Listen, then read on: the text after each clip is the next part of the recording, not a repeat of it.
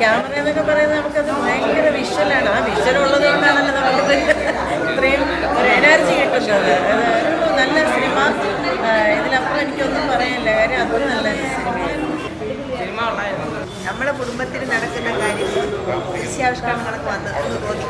നല്ല അഭിനയമില്ല. കണ്ടുകൊണ്ടിരുന്ന് നമുക്ക് ഒട്ടും മുഷിവില്ല. അതിൻ്റേതായ ഇടയ്ക്ക് വിഷമം അറിയാതെ കണ്ടു നിറഞ്ഞെങ്കിലും ലാസ്റ്റ് നല്ല അടിപൊളിയായിരുന്നു. വളരെ നന്നായി ഇഷ്ടപ്പെട്ടു. എടുത്തു പറയേണ്ട ഒന്ന് രണ്ട് അഭിനേതാക്കൾ കിച്ചുവിൻ്റെ അച്ഛനായിട്ട് അഭിനയിച്ച നടൻ കിച്ചു, അതുപോലെ കിച്ചുവിൻ്റെ അമ്മയായിട്ട് അഭിനയിച്ച ആൾ, ഏറ്റവും ഹൃദയസ്പർശിയായ 3 വേഷങ്ങൾ എനിക്ക് വളരെ ഇഷ്ടപ്പെട്ടു. എനിക്കിഷ്ടപ്പെട്ടു പറഞ്ഞാൽ എൻ്റെ ലൊക്കേഷൻ, എൻ്റെ വിഷ്വലൊക്കെ നന്നായിട്ടുണ്ട്.